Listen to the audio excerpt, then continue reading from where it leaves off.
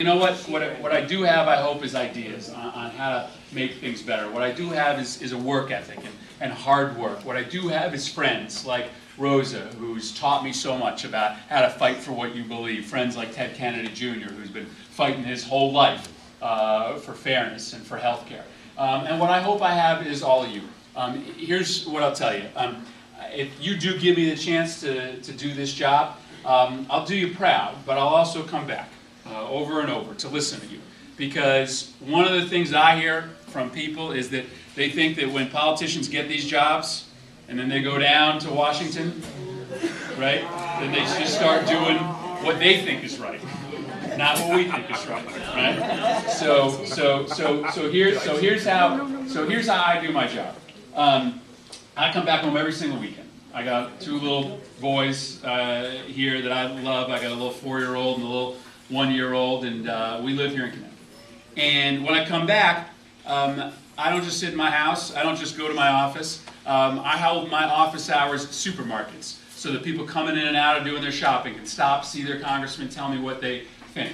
I don't just knock doors when it's election time. I knock doors the whole 2 years so that I'm sitting on people's front porches hearing what's important to them.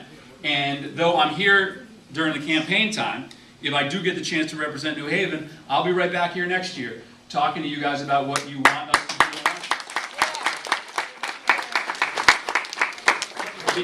Because God gave us 2 ears and 1 mouth, right? Yeah, right? And sometimes people in office have to remember that you can be a better representative if you do a little bit more listening and a little bit less talking. So I'm going to stop talking. And I'm gonna introduce you to Ted and I have been traveling the state together for the last couple of weeks. We've been on the road all today. We're good friends, but he's also a good friend to this state. His family, obviously, have been great friends to this country. Give a big round of applause for Ted Kennedy. Thank you, Chris Murphy. Audrey, thank you. Where's Audrey? Oh, there she is. Thank you very much for hosting us. Chris, thank you so much for those kind words. How's everyone doing today? I apologize. I came in here a few minutes late because I voted in my town of Brantford. And so Chris and Rosa, it's already 1-0.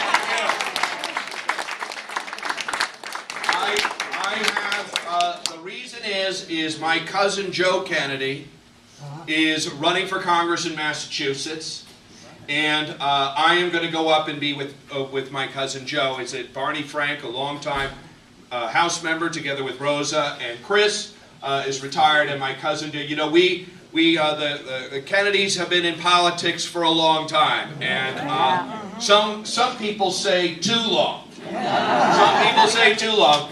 But I'll tell you what, I learned in my family that we all need to make a contribution.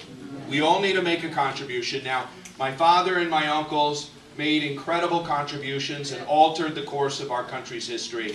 But that doesn't mean that each of us can't make our own contribution in our own way. And Rosa, thank you for your leadership in Washington, D.C.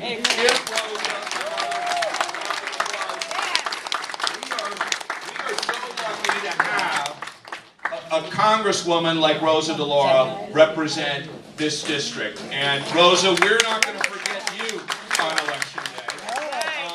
But you know, every 4 years people seem to say this election is the most important. I mean, don't they say, everyone seems to say that. But in this case, it really is true. Our country is at a crossroads. And Chris Murphy, and the reason why I got it, we started our day at 5:45 this morning at the electric boat plant gate, okay? And we're ending up our day down in Stamford. But really, no one has worked harder and cares more for the people of Connecticut than Chris Murphy, okay? He's been attacked, he's been maligned. It's tough. I'm telling you, take it from me, coming from a political family. You know, we need people like Chris Murphy to go and put themselves out there and are willing to fight for us, because it's not easy subjecting yourself and your family to these kind of unfair attacks, okay? But we know better, Chris, and that is why we're going to back you up. And, you know, my dad was fortunate that he had a long career in public life. He fought for the underdog. He fought for ordinary people with facing real problems in their everyday life. You know where he stood on the issues. There was no question. Now, he always took an opportunity to cross the aisle if he thought he could get something done. But there was never a question about where he stood. And the reason why he was able to take these risky stands is he knew he had friends to back him up and who had his back, okay? And Chris, all I'm going to say is, I'm standing here in a room. Are we going to have Chris's back? Yeah.